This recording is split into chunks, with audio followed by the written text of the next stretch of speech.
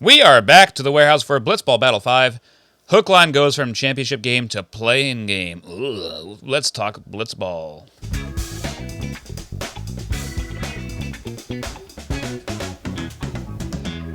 Welcome to the Blitzball Boys, the podcast about Blitzball and boys, but lately about Blitzball. I'm your co-host, Brendan Ruppel, along with my fellow host, Peter Del Rey. Hey, Brendan. Hey, man. What happened to Hookline? I don't know, but remember my preview last game when I said Jimmy Norp's going to have himself a game? And he did. I'm a genius. Brendan's a genius. Write it down. Mark it in the ledgers. Some people might say it's suspicious that our episode came out a little bit after the episode today we're talking about got released, but I say bollocks to the haters. What? Our preview last time was happening like as the game was as it was going on? Oh, okay. We said today. Yeah, we said we're not watching. We're not talking about that one. Yeah, no. So. Yeah, I don't know what happened. We were so high on Hookline coming into this tournament. I think this is the only TPP where we were like definitively wrong. Yeah. Because I don't see how they can turn it around for like effectively a win or go home game. Like, yes, the benefit is that they're playing Del Caribe, but the detriment is that they're playing Del Caribe where Lou has finally turned on. Yeah. And even Joe's is pretty good. Yeah. But before we get too into the future and before we get too into this game itself, Brendy, unless you have something else to say, do you want to go ahead and start with a burn? Yeah, what I was going to say pretty much is just like general conversational stuff that'll come up. So Hookline, more like hook suck. Come on, I had that written out. Sorry, I'm a wordsmith. It has to come out of me. I'm never sharing my jokes with you ever again. More like stinkline. It's like, have you been watching Detroiters? No. Oh, you got to watch it. I watched it a little bit when it like first came out. Okay. Well, there's essentially a scene where Sam Richardson has a bunch of jokes he's going to like say in a speech, and he doesn't want to use them because they're about his dad's mustache, and his dad just shaved his mustache. But then Tim goes up and uses them anyway, and they kill. It's so funny. That's what you did? You had hook suck? I had hook suck. You used it. You're welcome. Here we go. Hookline stinkers.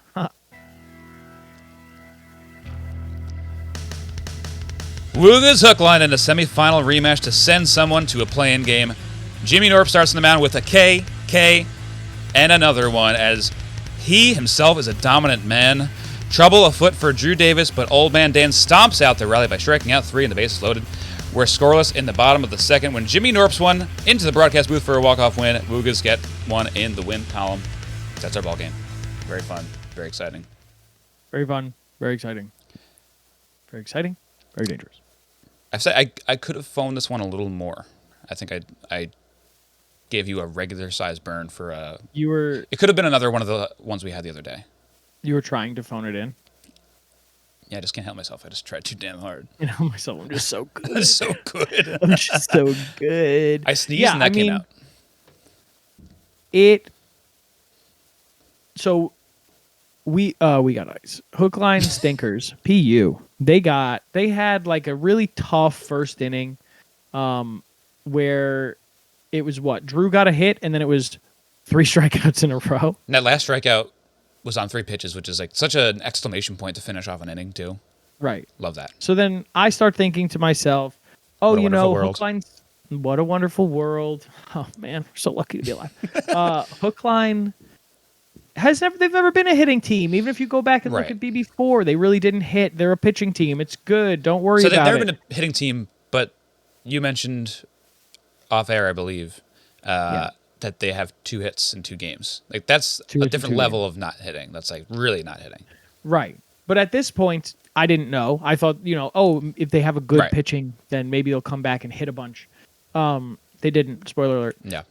Then Drew gets on the mound and very un-Drew-like walks his first 2 guys, and like a lot of these balls are not close. Not close. He does not have his release point down. I want to know how close that tournament was that they played in that he won to be ranked in Blitzball, because that was an 80-mile-per-hour speed limit tournament. And I wonder if that affected him negatively, like kind of how Colin had to figure it out the first game. I wonder if he's still struggling to throw slow right now because he does not have that release point down whatsoever. He keeps missing like super high and away on that sidearm thing. And that happens. Right. When I pitch that same pitch, and I always miss there by Right. like a lot because it's just like the natural motion of your arm sometimes. Drew then gets Jimmy to hit a fair ball. Bases are loaded, and they said, you know what, let's switch this up. And Dan Canobio, gets 3 strikeouts himself to get out of the jam and like keep it 0-0. And it's like, okay, that was nervy. Maybe that's the momentum shift they need to get back into this game. Right. And think about how useful he could be if they were hitting at all. Just to have Dan Canobio, because he can throw strikes from the left side of the mound too. Like he's a 2-pitch pitcher. He's like Carlos Rodon in a way when he was at his peak. Just fastballs, sliders. And the slider's coming every single 2-strike count. The slider's coming, and you're not going to hit it. He's really good. Why are your hands together like this? Me? In frame, you're just like, this is. Let me tell you what. This is a casual episode. Yeah, this is a casual episode. Let me just tell you something, okay, guys? I didn't realize I was doing that. You were just sitting here like talking like this. I was like, what's going on? Are you giving a lecture? Yeah. That's fine. I'll do this from now on. How about I'm gonna so that you can do the switch politician sides. one? Oh, I thought like a college professor with the button to switch slides on the PowerPoint. They didn't get the momentum that they needed, because in the second inning, Dan Rourke comes up and it's like, okay, Jimmy Norp is the dangerous pitcher. Yeah. Dan Rourke is where you should be expecting to get your hits. And, or walks at least, or get some momentum on the base paths. Right. Dan gets a strikeout on Drew, who's really been struggling, not just on the mound, but at the plate as well. He's in between everything. I feel like one affects the other a lot of times too. Like he's struggling on the mound, he's upset, annoyed, and then he's also like he's never been like the best hitter in this warehouse. But it still irks me. I know it's worked for him in the past in some capacity, but like him starting his stance like so open and then swinging and it's still open. Like, his body is flying all the way the fuck out, and he looks like he's never going to have a chance in anything outside or middle even. I wonder if it's him getting like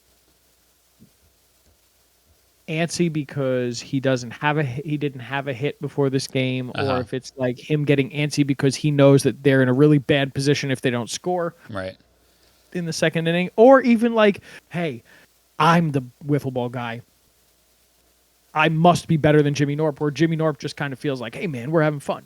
Drew feels like the type of guy who's puts a lot of pressure on himself for no reason. Yeah, I can see that. You can see it on his face a little bit. I like Drew a lot. We talk to Drew a lot. It's no secret, guys. Anybody who listens to here, we talk to Drew. Peter talks to Drew a lot. We're still on TIFF. We're book buddies. We're on TIFF. We're book buddies. Yeah. I don't know how much longer that's going to be now that we're shit talking him and dragging his name in the mud, because we're the mean. We just want to know what's wrong. We worry about you, buddy. We're worried. We worry about you, but we do have a reputation of being mean to uphold. So I'm sorry in advance. True. So I wonder what it is. I feel like Drew does put a little bit of that pressure on himself of like, hey, I've been in the warehouse for longer, and like this is my place. I gotta beat Jimmy. I gotta beat Jimmy, right? He ends up hitting a soft tapper up to Dan Rourke, who makes the play, and then very like a showmanly throws the ball over to Jimmy. Jimmy comes in, and then we have probably the best play of the game that we won't talk about, because guess what? Spoiler alert, you'll hear about it later. Mm-hmm. So then you come into the bottom of the second, and you really hope that Drew picks it up, because Drew has to pitch this inning because he's recorded 0 outs, right? And, walk, not a good walk after going 4-0 down. Mm-hmm. And a little bit of a tapper from Dan Rourke to Drew, and that's one. And, okay, cool, they got it. Another walk to Jimmy Norp. And then Drew gets in this great spot where he goes up 0-2, and doesn't matter. Dan Rourke is just going to be like, nope, no problem. Get a nice little single, and then big boom. Grand slam. Big boom. Jimmy Thorpe. Jimmy go biggie. Jimmy Thorpe, because he Jimmy gets Thorpe. Oh, you stole my other one. I was going to use that one. For your second burn? Yeah. So, Hookline loses 4-0. That's a funny way of saying that. Hookline loses 4-0. Hookline loses 4-0.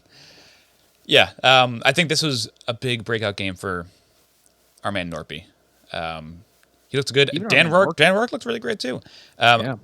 I guess I'll talk about him right now because I don't think I'm going to be talking about him in our next segment. But Dan Rourke, not our duck of the game, but Not our duck he of the game. looks like. Oh, so we were worried when we saw him in the first Woogas game that was the game where they left him in a little bit too long after he looked good for a little bit and then he struggled afterwards, and you'd worry about leaving a game on a down note.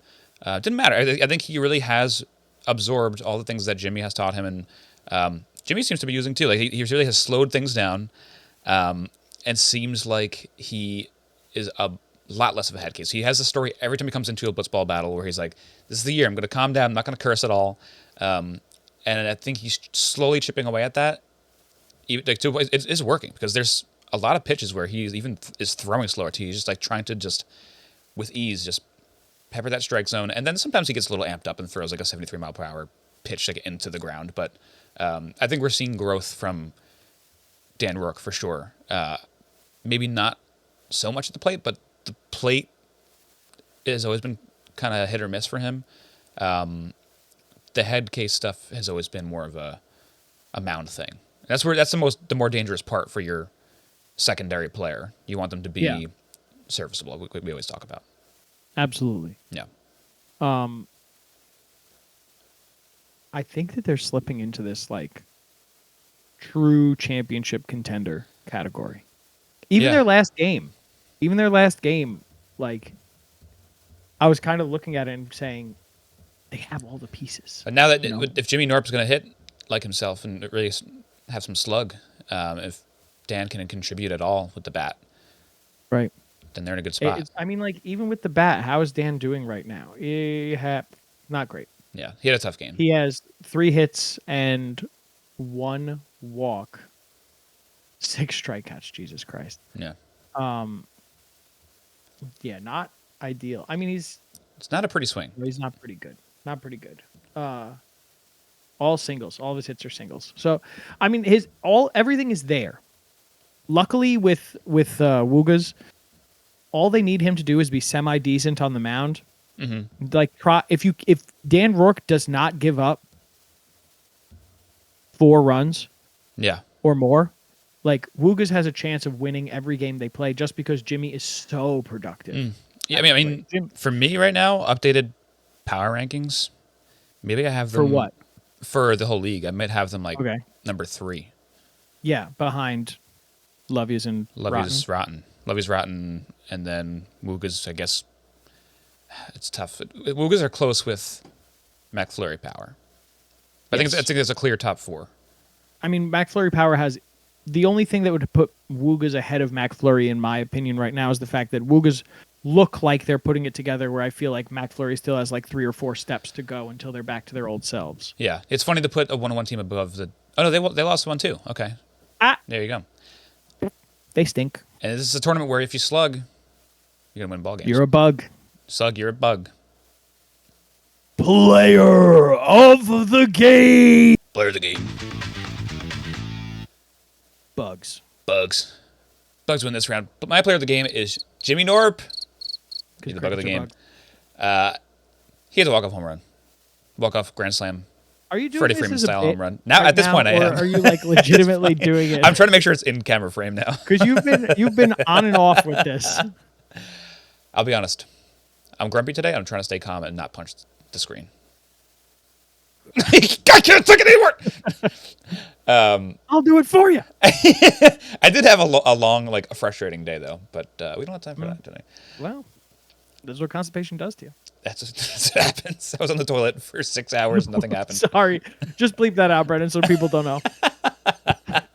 Said I didn't want to talk about it. All right, poop talk. Jimmy Norp, you hit that homer. It was beautiful. You look great on the mound. You're an animal. 3 strikeouts in a row.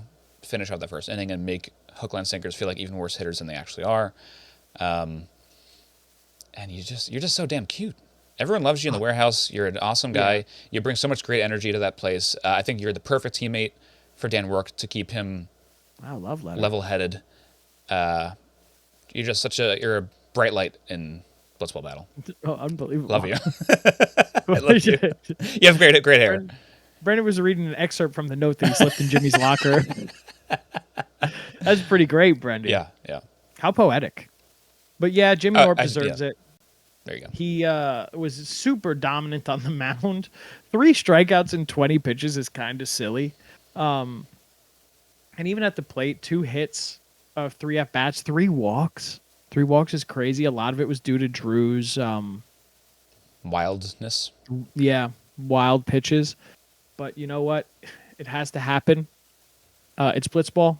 Walks are bound to happen with wild pitches, but the ability to just not extend the zone and expand the zone and to not like chase stupid pitches often, because obviously everybody does. Yeah.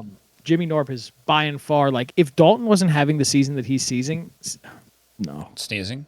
If Dalton wasn't sneezing seizing season. the season that he's seizing, if Dalton wasn't having the season that he's having, Jimmy would be like an easy, like, he's our MVP. Could you imagine Jimmy gets MVP snatched from him 2 tournaments in a row?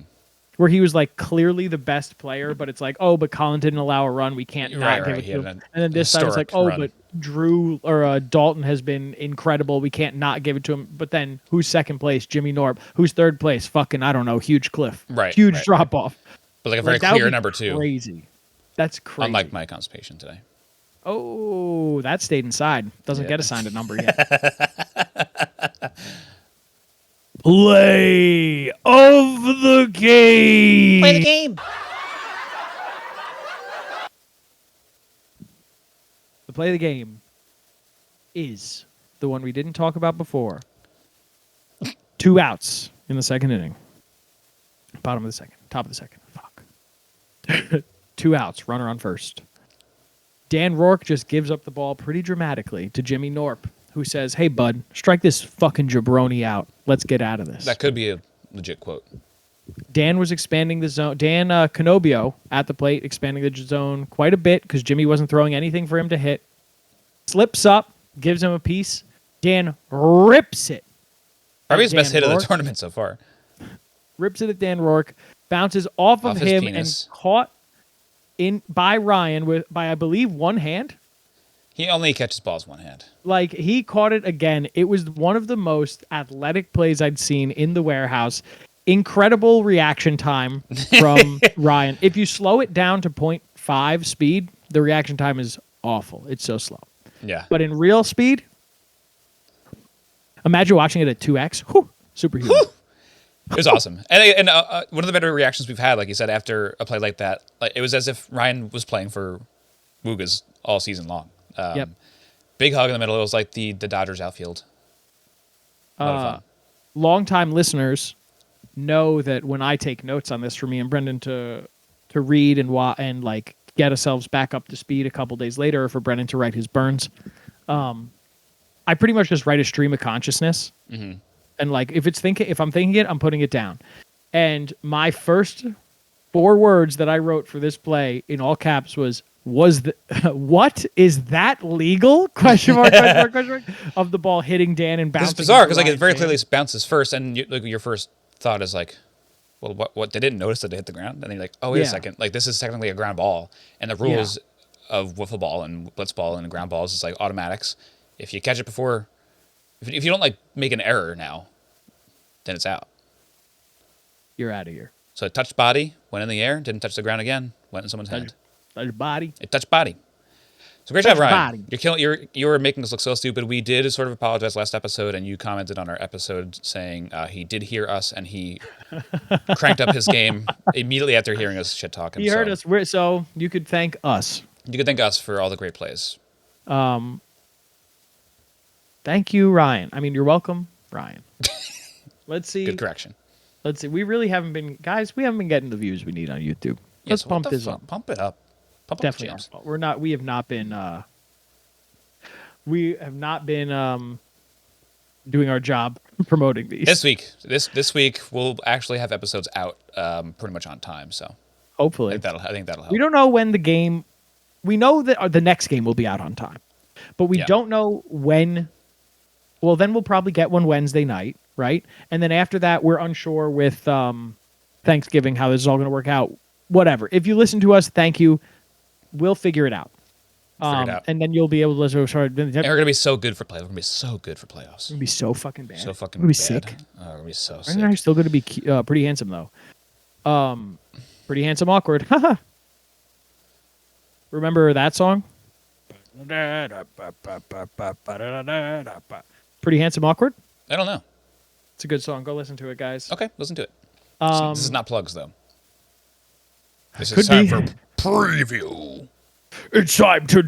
It's not a preview. It's a what to watch for. Where's the, What to do watch you for? get a One inning duck game. for that or what? No, you have some sound. I don't think we've had a The consistent same sound. Yeah, but it's yours. It's yours for sure. Okay. Or is it this? It is now. Randy, Okay. So what is who are you watching for? In we the know that this one-inning game is supposed to tie be game. a contentious game. We've been seeing the ads for it. Well, Warehouse Games has you been need to say posting who about it it a is, lot. Randy. Love Yous What? versus Rotten. I didn't know until you told me it was a one-inning game. Who gets the bye? Right. So Right. it's like it doesn't mean too Right. much, but it could mean everything at the same time. 2-2. But nobody with gets a ballerina. eliminated.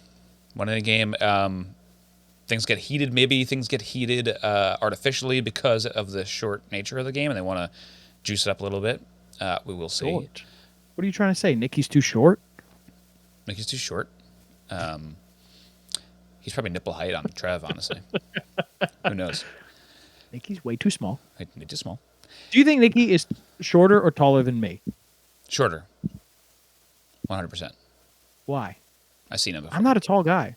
No, you haven't. Oh, you have. I have. At Blitzball Blitz, right. I met him briefly. That's short guy. right. You Not think as he's short shorter as than Jake. me? Not as short as I'm Jake. pretty short. Him and Jimmy are the same height. Jake and Jimmy, pretty much. Jake seems shorter. All right. You I heard don't it here know. first, guys. We'll do an episode where they come over and we measure them on the ground. Yeah, with we're a going to yardstick. measure. Everybody's going to come to my house. Anyway, we're bring going to their measure. It's BYOYS. Bring your own yardstick. Good. I think that actually worked out. It does. It did. But yeah, I'm going to watch out for Trev. Can Trev actually hit? Let's see. It's a short sample. It's going to be a quick game. He needs to just get an extra base hit. Give me at least a double from Trev in like the 3 at bats he's going to get. One hit something. Give me this one for tournament 3. so far. Yeah, give me something. One hit this tournament, 8 at bats, 3 walks to be fair. So he's getting on base. Yeah. But yeah, Trev did say pretty famously that he doesn't start hitting until the second day. Second day's come and gone. Yeah, it's coming on, and he got worse. So We need it from yeah. Trev. Crank one of those Snapdragons. Slap dragons. Snapdragons. My what to watch for. You took Forgotten Rotten. I Yeah. will be taking the I love yous, as Darren Sammy once said.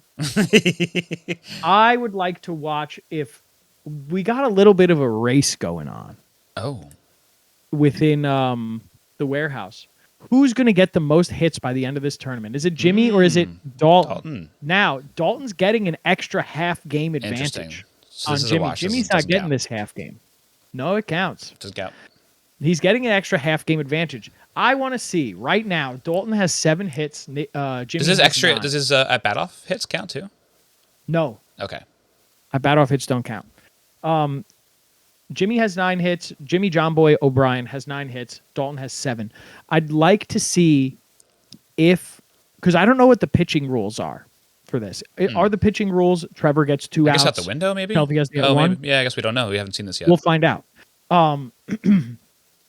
If it is that Trevor gets if it is that Tyler gets 2, or if he could pitch the full inning, all 3 outs, it's going to be interesting to me to see if Dalton can get 2 hits or even get Yeah. up twice. If he can against get a solid hit off Trev, it'd be impressive. I think that solidifies like, oh shit, Dalton's like, Right. he's here to stay because Trevor's looked the best out of anyone on the mound so far. I think this half inning of the 2 best pitchers from each team going up against each other, this is what's going to solidify to me who the front runner in this tournament is. Like, obviously, it sounds stupid to say because because that's it what is this like game is for, I guess. it's a game against the best teams, but at the same time, it's not like I can sit here and it's not a situation where it's like, oh, Love Yous are here because they played Hookline and Del Caribe, and those were clearly the 2 worst teams here.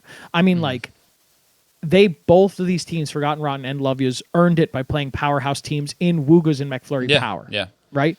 And Forgotten Rotten did it a weird way, too, where they were, I think I said this last time we covered a Forgotten Rotten game, they're this year's Hookline sinkers. Like, they have done it on the mound, and they haven't done it at the plate. So let's if they can add that element to their game and hit and beat this Love Yous team, and they're on a good trajectory. But even then, I can't look at any of these other 6 teams and be like, oh, man, fucking We Got Ice got robbed because they weren't in this game. Like, they were so good. They just got unlucky. No, yeah, they didn't play well. They didn't play well. These are the 2 best teams. So as silly as it sounds to be like, oh, I wonder who's going to win. Like, whoever wins this is going to be the best team in the league. Like, yeah, no shit. Same time, I think whoever wins this game is the odds favorite. Right. For the rest of those. And because they also, on top of that, they also get the buys. So, like, logistically, they also have the best chance.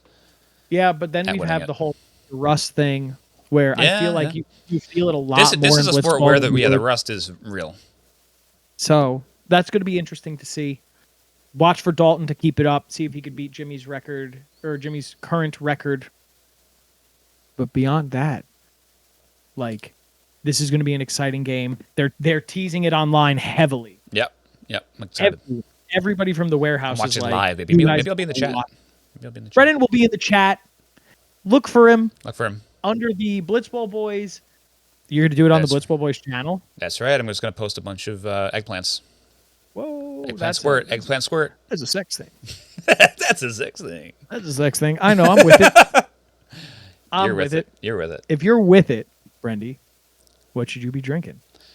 Drink Subtle Tea. It's the drink made by me. You can find it at thesubtletea.com. Use code HobbyBoys for $2 off. I almost said $12. Oh, my God. Whoa, holy guys, shit. New deal. Boss, you got to update the Squarespace fast.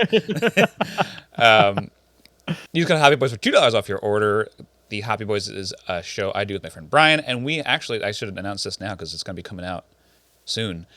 We are doing the 24 beers of Christmas. Whoa. Little exclusive for you, Peter, because Brian's not going to hear this, and we're recording the first 6 of them tonight. We're doing them like TPP style. We're doing little 15-minute episodes. We're doing 6 of them tonight. So that'll be like an hour and a half or so of recording. TPP for one for each one? We're doing an episode per beer, yeah. Holy shit. But what Brian doesn't know is that I spent most of my day, I guess this gets back to the aggravation of the day. I spent drinking most of my day all the beer. Drinking all the beer. I'm so fucked up right now. He's going to be so mad. He's going to be so pissed. I ruined the whole thing.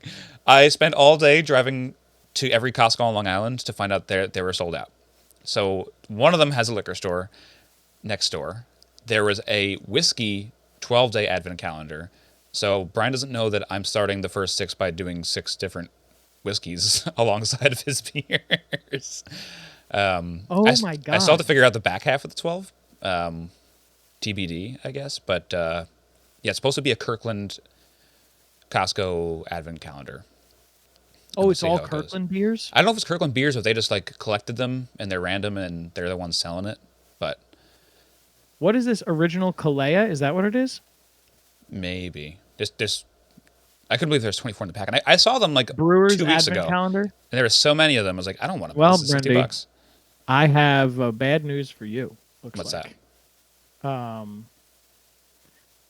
Looks like from what I'm seeing, it's sold out everywhere. Yeah, I'm not gonna get it. Brian has it. That's crazy. So he's gonna be surprised when I am drinking hard liquor. But there's other ones. It looks like.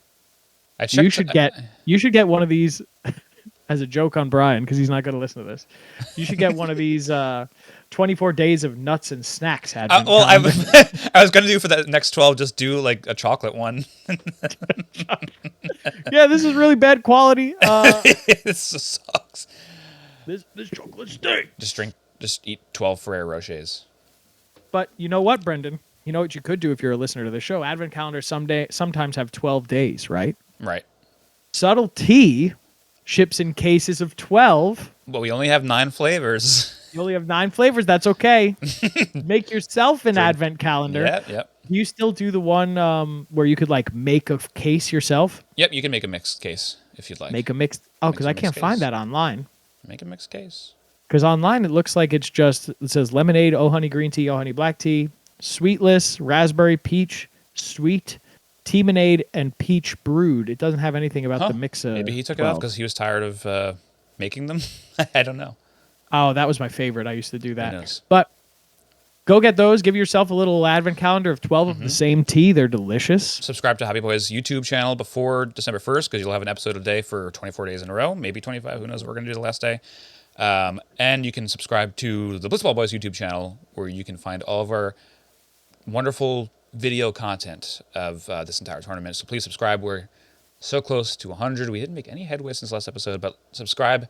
Let's get to 100. Get to 100. Thank you very much for listening, as always. Please leave a comment on the YouTube. Brendan, I look at all of them. Brendan responds to every single one of them. Peter was in there last week. I was in there last week apologizing to Ryan Cohen for Brendan doing voodoo on me. How about this? In the comments today, do you guys still do advent calendars? If so, what advent calendar are you doing? I get my wife what advent calendar are you doing? Different advent calendar every year. I like it. This year, I got her a,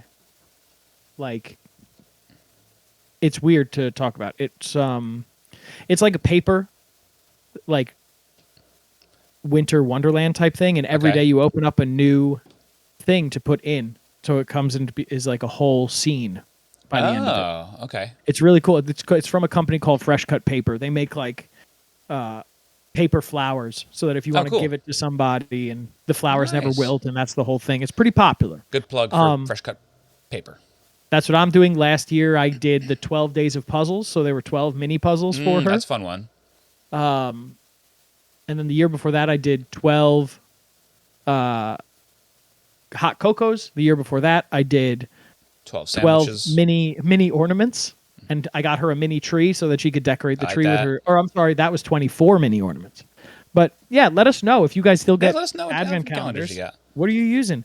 Thank you very much for listening. If you want to talk to us on Twitter, I am Peter Posk. Brendan is Ruppy Puppy. Beyond that, thank you very much again for listening. Brendan, ask me the question. Anything else you want to talk about? Nope. Bye. Bye. Peace.